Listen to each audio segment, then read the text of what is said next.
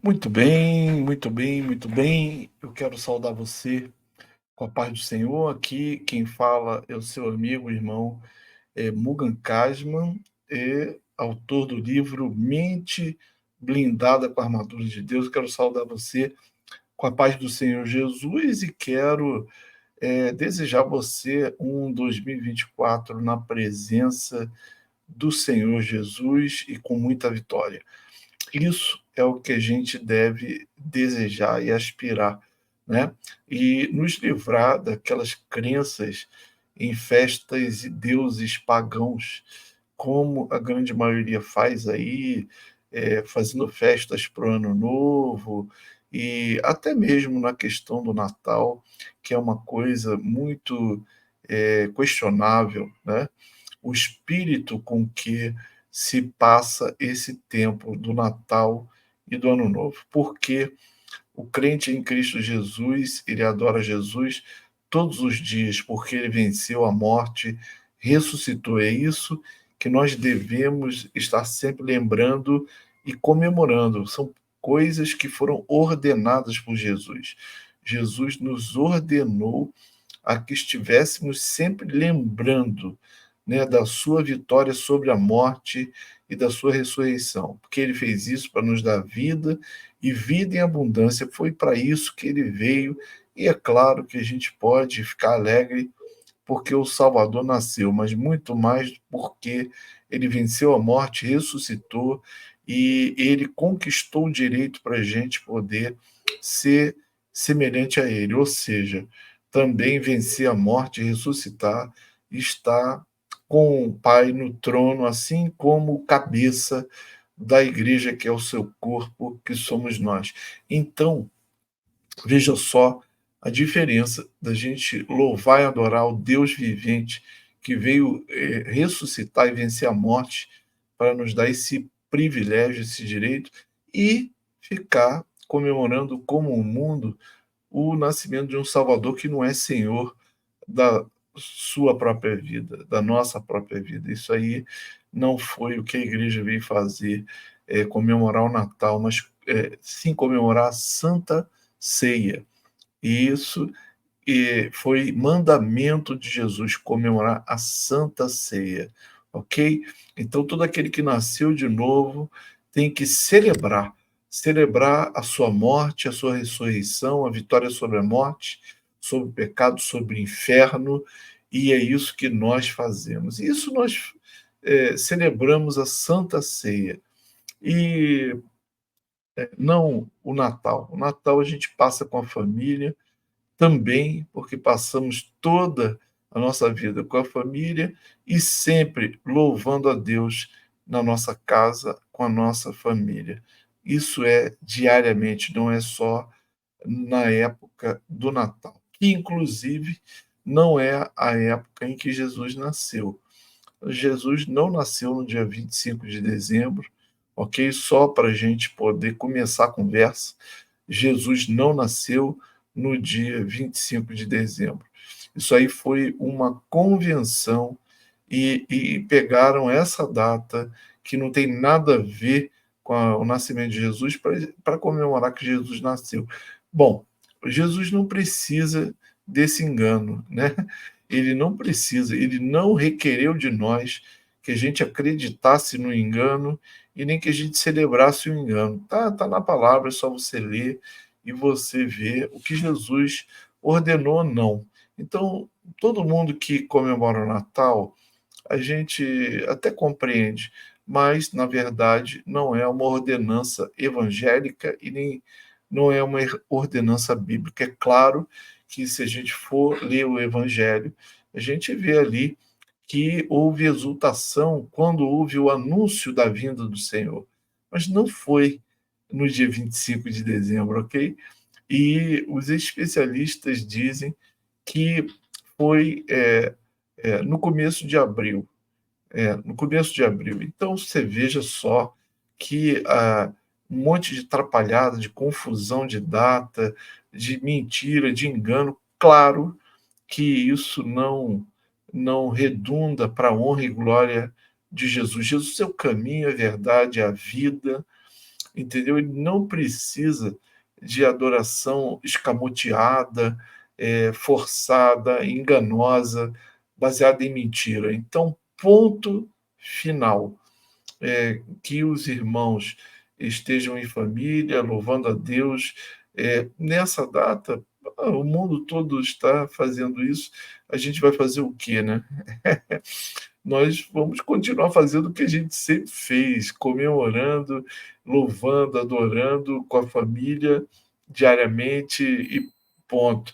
Mas não vamos observar essa data de forma nenhuma como uma data que foi é, dirigida pelo Senhor, que a gente guardasse ou tivesse qualquer tipo de preocupação com isso. A preocupação que nós temos é com a família, obviamente, é com a verdade da palavra de Deus, do Evangelho de Cristo, e é isso que o crente em Cristo deve observar, não só na ocasião em que o mundo comemora o Natal e o Ano Novo, mas todos os dias, e é isso que nós acreditamos, e é isso que nós fazemos.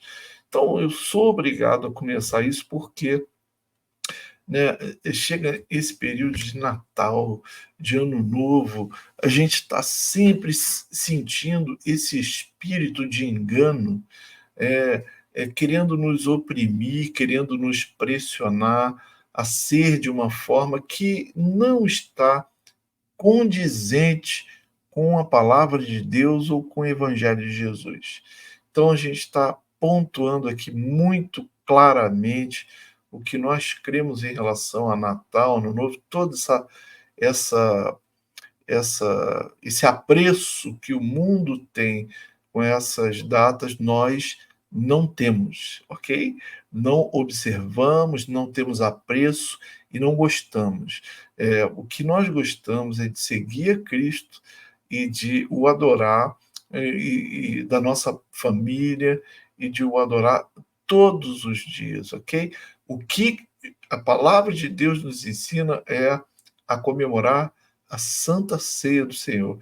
E nessa Santa Ceia do Senhor, que ele deixou na última ceia da Páscoa, foi exatamente a orientação para a igreja de estar lembrando a sua vitória sobre a morte, a sua ressurreição, até que ele venha. Então, ele ressalta na principal ordenança à igreja, né, a uma ordenança forte, que é a Santa Ceia, é a única ordenança, além do batismo, que Jesus estabeleceu para aqueles que creem. Então, a Santa Ceia, ele coloca toda a questão, né, que a igreja deve se preocupar em anunciar até a sua vinda, a sua vitória sobre a morte e a sua ressurreição para nos conceder a vida eterna e o nosso lugar, assim como ele conquistou primeiramente, porque ele é o primogênito de toda a criação.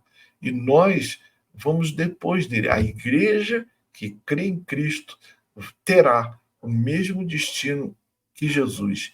Também vencerá a morte, também ressuscitará e também se assentará à destra de Deus como Jesus, que é o cabeça da igreja, o qual é o seu corpo, ok?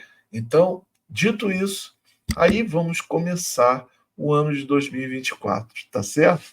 Eu quero passar aqui, antes de começar aqui, eu quero colocar aqui do projeto Mente Blindada, eu gostaria que você prestasse atenção a esse vídeo, ok?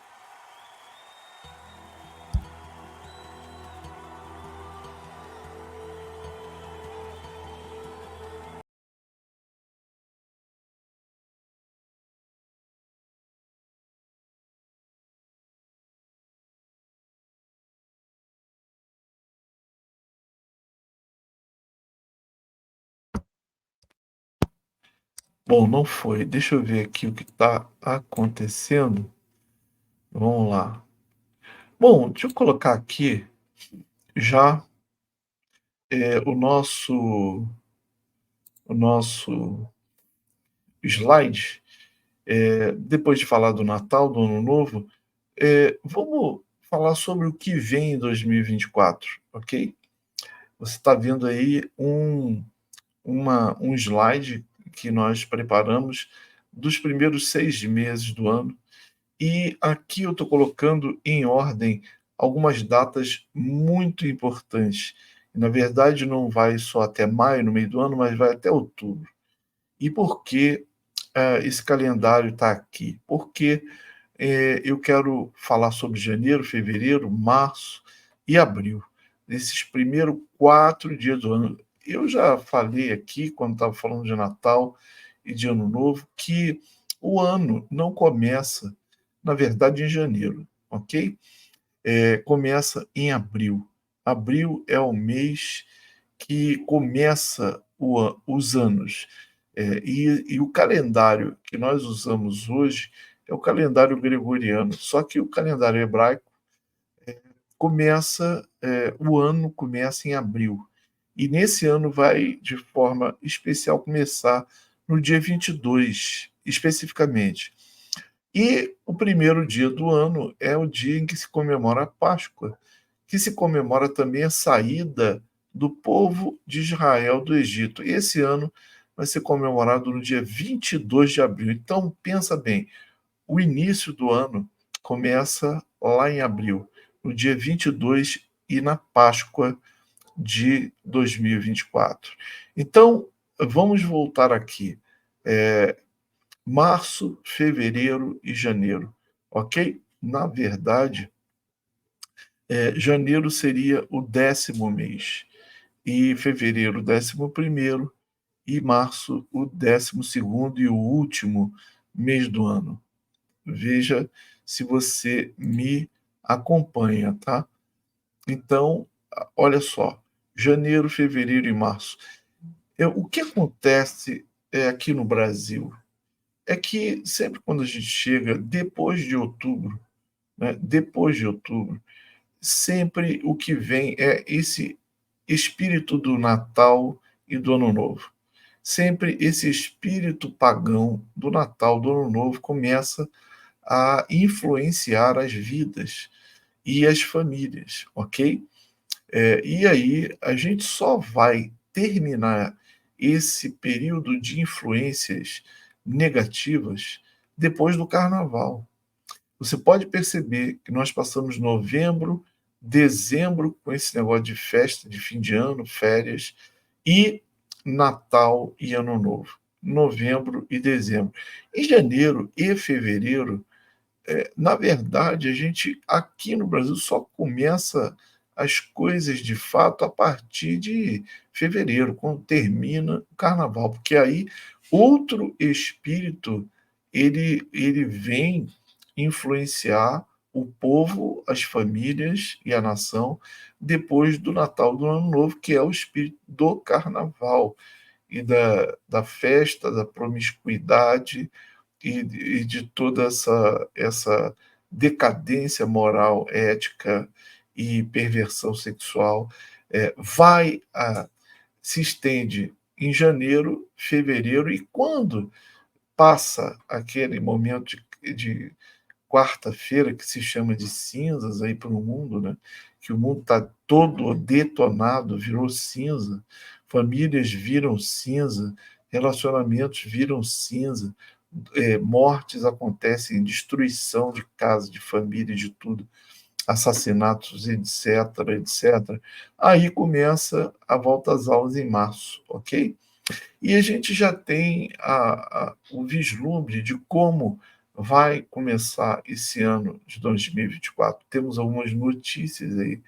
E, com certeza, esse período vai ser terrível, tanto de fevereiro quanto de março, que vai iniciar também uma perseguição massiva contra as famílias e contra aqueles que creem na palavra de Deus.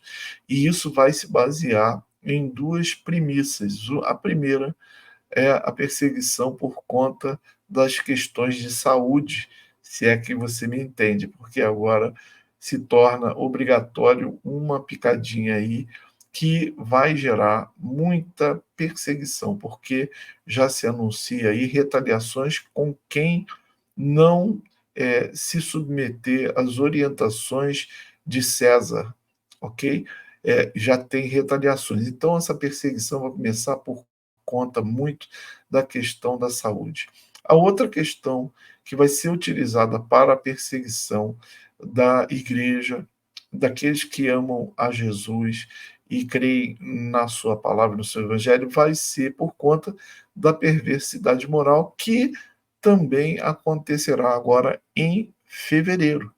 Então, veja só, tanto com a questão moral e da perversão sexual e das complicações que vêm por conta da imposição desse espírito maligno dos infernos, forçando a perversidão moral e a perversidade sexual que vai se avolumar no carnaval, em março começará a perseguição por conta da questão da saúde e vai recomeçar por conta da volta às aulas.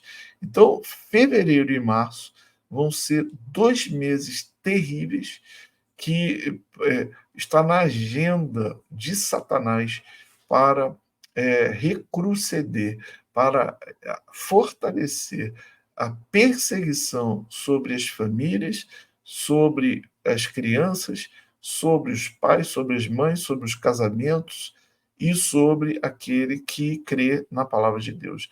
Nesses dois pontos, na questão da saúde e na questão da perversidade moral. E isso tudo com o tacão da lei, né, sendo colocado contrariamente a todos que se oporem tanto a uma coisa quanto a outra. Então você pode entender o que vai vir para 2024 depois de fevereiro e março, ok? E tudo isso já começa a partir de agora, de janeiro, já está sendo anunciado as medidas, tanto de uma coisa quanto de outra, e a gente só pode perceber que serão 2 meses terríveis. Bom, a gente sabe que o ano de verdade começa na Páscoa, no dia 22 de abril. A Páscoa também é um momento muito crucial na vida do povo de Deus, desde o início. Porque se a gente for perceber, né, o que ocorre hoje é a semelhança espiritual do que ocorreu naquele tempo no Egito. A perseguição de Faraó contra o povo de Deus e as pragas que vinham sobre o Egito e, afinal, libertação do povo naquele momento da última praga, a praga dos primogênitos, em que, quando se perseguia os cristãos, o povo de Deus, né, lá no Egito, Deus deu o livramento, fazendo com que os primogênitos do Egito fossem mortos e livrando os primogênitos de Israel. E o êxodo aconteceu, a saída do Egito aconteceu. Pois então, isso é muito significativo. Eu quero lembrar que o ano passado, o ano de 2023, exatamente na ocasião da Páscoa, no dia 5 de abril, que em 2023 a Páscoa foi no dia 5 de abril.